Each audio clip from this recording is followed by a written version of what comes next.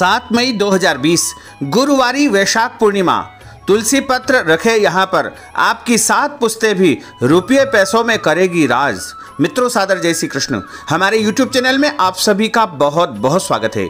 मैं हूं आपके साथ आचार्य धर्मेंद्र शास्त्री। सबसे पहले आपको और आपके पूरे परिवार को वैशाख पूर्णिमा की बहुत बहुत शुभकामनाएं और बधाइयाँ। वैसे तो पूर्णिमा प्रत्येक माह आती है, लेकिन वैशाख की जो पूर्णिमा होती है वह सबसे बड़ी और महत्वपूर्ण पूर्णिमा मानी गई है। वैशाखी पूर्णिमा भी इसे कहते हैं। इस दिन भगवान विष्णु के अवतार बुद्ध भगवान का प्रागट्योत्सव भी मनाया जाता है। इस दिन कूर्म भगवान का अवतार भी हुआ था। इसे बड़ी पूर्णिमा इसलिए माना गया है क्योंकि जब देवताओं ने और दानवों ने मिलकर के समुद्र मंथन से अमृत प्राप्त किया था, तो भगवान मोहिनी स्वरूप ने वह अमृत देवताओं को वितरित कर दिया था तथा देवता शक्तिशाली हो गए थे और सारे दानवों को परास्त कर दिया था। तब दानवों को जब देवताओं ने परास्त कर दिया था, वो ये समय था, यानी वैशाख की पूर्णिमा यानी त्रयोदशी से लेकर के पूर्णिमा तक का जो समय है वही यह समय था। यानी 3 दिन तक लगातार ये सारा घटनाक्रम घटित हुआ है। और वैशाख की पूर्णिमा के दिन देवराज इंद्र को और देवताओं को अपना खोया हुआ साम्राज्य पुनः प्राप्त हो गया था, इसलिए उन्होंने इसे बड़ी पूर्णिमा के रूप में वरदान दिया है। साथ ही बताया है कि इस दिन कोई भी दान पुण्य करेंगे, उपाय करेंगे तो वह अति महत्वपूर्ण फल देने वाला साबित होगा। इस बार वैशाख की जो पूर्णिमा है 7 मई 2020 गुरुवार के दिन है। गुरुवार के दिन पूर्णिमा का आना अपने आप में विशेष संयोग है, क्योंकि गुरुवार का दिन भगवान विष्णु का बृहस्पति का दिन माना जाता है और पूर्णिमा तिथि भी भगवान बृहस्पति की मानी जाती है। यानी भगवान लक्ष्मी नारायण की परम प्रिय तिथि है पूर्णिमा और भगवान लक्ष्मी नारायण का परम प्रिय दिवस है गुरुवार। ऐसे में गुरुवार के दिन पूर्णिमा तिथि आना अपने आप में सिद्धि योग निर्मित करता है और यह महायोग बड़ा ही उत्तम और फलदायी साबित होगा। वैसे तो सभी लोग वैशाखी पूर्णिमा के दिन अपने अपने ज्ञान के अनुसार, अपनी अपनी रीति और परंपराओं के अनुसार विधि विधान करते हैं, पूजन पाठ करते हैं, अपने घर में सत्यनारायण का कथा पूजन आदि आयोजन करते हैं। लेकिन इस दिन कुछ विशेष उपाय करने से विशेष फलों की प्राप्ति हो सकेगी और यह उपाय विशेष रूप से तुलसी जी का आपको करना चाहिए, क्योंकि तुलसी को लक्ष्मी स्वरूपा माना गया है और भगवान कृष्ण की शालिग्राम जी की परम प्रिय वृंदा इस दिन जो है अत्यधिक प्रसन्न अवस्था में रहती है। ऐसे में कोई भी व्यक्ति तुलसी जी का कोई भी उपाय करता है तो उसे उत्तम फलों की प्राप्ति हो सकेगी। तुलसी देवी साक्षात लक्ष्मी स्वरूपा है। जहाँ पर भी रहती है वहाँ पर स्थायी रूप से सुख, शांति और समृद्धि का वास होता है तथा उस स्थान की पूरी नकारात्मक शक्तियां समाप्त हो जाती है और उस जगह पर, उस घर में सकारात्मक शक्तियों का प्रभाव होने लगता है।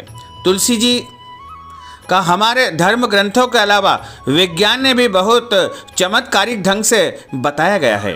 यानी तुलसी जी का महत्व हमारे धर्म शास्त्रों में तो है, आयुर्वेद में भी है और वैज्ञानिकों ने भी माना है कि तुलसी जी परम पवित्र और जो है अत्यधिक फलदायी होती है। इसलिए तुलसी जी के माध्यम से यदि कोई उपाय हम करेंगे तो निश्चय ही वह हमको सिद्ध और स्थायी फल देने वाला होगा। तो यदि आप पूर्णिमा के दिन तुलसी जी का यह उपाय हम जो बताने जा रहे हैं वो करेंगे तो निश्चित तौर से आपको उत्तम फलों की प्राप्ति होगी। बस करना यह है आपको कि पूर्णिमा के दिन, चूंकि गुरुवार का दिन है, पूर्णिमा तिथि है, इसलिए उस दिन सबसे पहले आपको तुलसी जी में जल चढ़ाना चाहिए। प्रातः जल्दी स्नान करने के बाद तुलसी जी में जल चढ़ा करके वहाँ पर शुद्ध घी का दीपक प्रज्वलित कर दीजिएगा।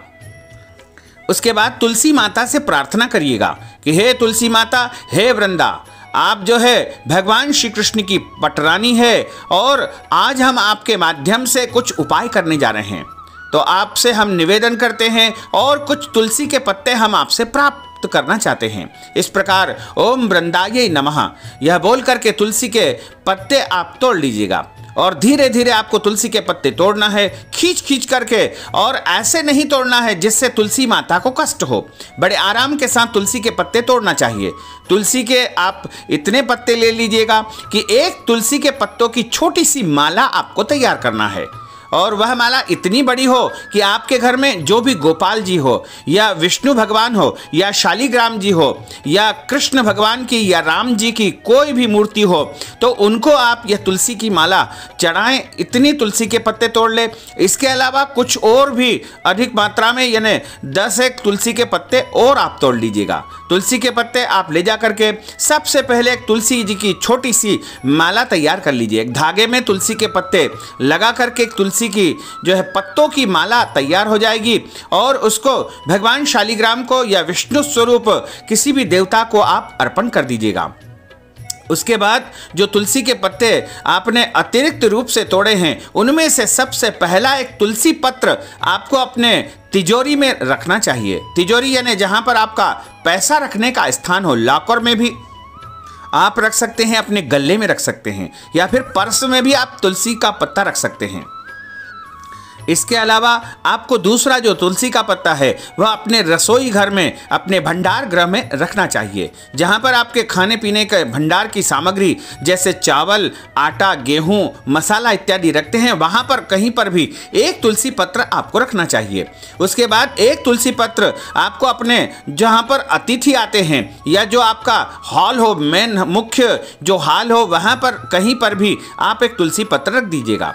और उसके बाद जहां आपका शयन कक्ष हो, शयन कक्ष में आपको तुलसी का पत्ता अपने तकियों के नीचे रखना चाहिए। तकियों के नीचे तुलसी का पत्ता रखने से जो है हम समस्त बुराइयों से बचे रहते हैं और हमारे मन में, हमारे विचारों में एक सकारात्मक ऊर्जा का निवास होता है। जब सकारात्मक ऊर्जा आएगी तो माता महालक्ष्मी की कृपा होने लगेगी। तकिए के नीचे आप तुलसी का पत्ता रख लीजिए और जो बच्चे आपके पढ़ते हैं उनके विद्या अध्ययन के कक्ष में या उनकी किताब के आसपास एक तुलसी पत्र आपको रखना चाहिए।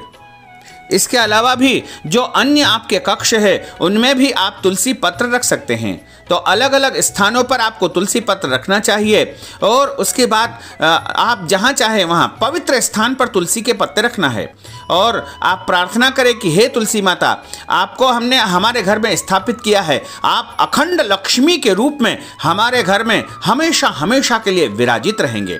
साथ ही यदि कोई व्यक्ति बहुत दिनों से बीमार है, उसके रोग से उसको छुटकारा नहीं मिल पा रहा है, तो आपको 7 तुलसी के पत्ते एक काले कपड़े में रख करके उसमें 7 काली मिर्ची रख करके जो बीमार व्यक्ति है उसके ऊपर से 21 बार उतारना चाहिए। और जो काले कपड़े में आपने पुटली बांधी है उसको कहीं भी नदी में, जलाशय में प्रवाहित कर देना चाहिए या कहीं भी ऐसे एकांत स्थान पर, सुरक्षित जगह पर आप एक थोड़ा सा गड्ढा खोदकर भी जमीन में आप उसको गाड़ सकते हैं। बस ध्यान रहे कि उस स्थान पर आपके द्वारा तुलसी जी का अपमान न हो और पांव भी न लगे। ऐसे स्थान पर आप उनको विसर्जित कर सकते हैं। तो तुलसी जी का यह उपाय आपको वैशाख पूर्णिमा के दिन ही करना चाहिए और सुबह से लेकर के शाम सूर्यास्त तक यह उपाय आप कभी भी कर सकते हैं। सनातन संस्कृति में वैशाख माह का विशेष महत्व होता है। इन दोनों ग्रीष्म ऋतु अपने चरम पर होती है और गर्म हवाएं बहने से लोगों की मुश्किलें काफ़ी बढ़ जाती है।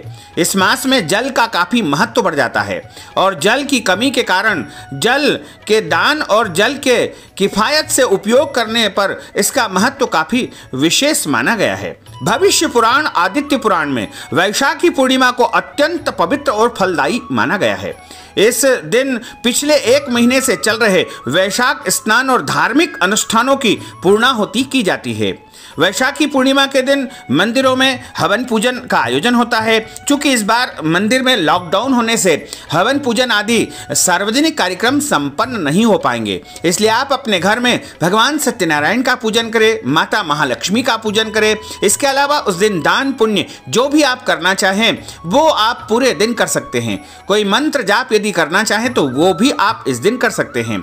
वैसे तो वैशाख माह की पूर्णिमा के दिन यदि कोई भी व्यक्ति गंगा जल के एक बूंद से भी स्नान कर लेता है तो उसके जन्म जन्मांतर के सारे पाप, दोष, कष्ट समाप्त हो जाते हैं।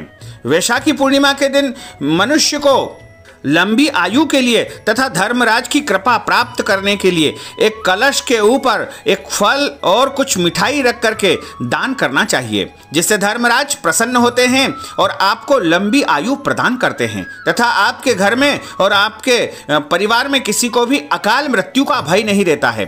धर्मराज की पूजन करने का भी इस दिन विधान है। साथ ही अपने जो घर के पूर्वज है, पितृ लोग हैं, उनका भी पूजन अर्चन तर्पण श्राद्ध आदि कर्म वैशाख पूर्णिमा को करना चाहिए।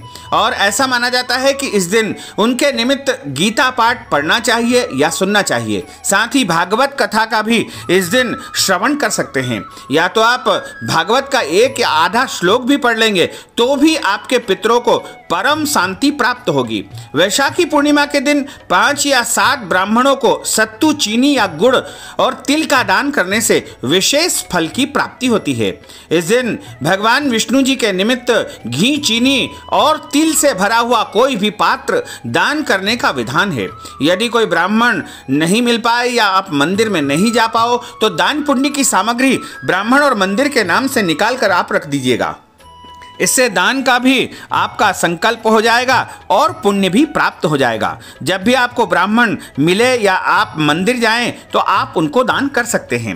तो इस प्रकार आप तुलसी जी का यह उपाय वैशाखी पूर्णिमा को अवश्य करें और उस दिन भगवान की परम कृपा को प्राप्त करते हुए आप अपने जीवन में सुख, शांति और समृद्धि को प्राप्त करते रहें और हमेशा उन्नति और प्रगति करते रहें। तो मित्रों, हमने जो ज्ञानवर्धक जानकारी आपको दी है उसको आप अधिक से अधिक लोगों को शेयर करिएगा, लाइक करिएगा और कमेंट बॉक्स में प्रभु का नाम अवश्य लिख दीजिएगा।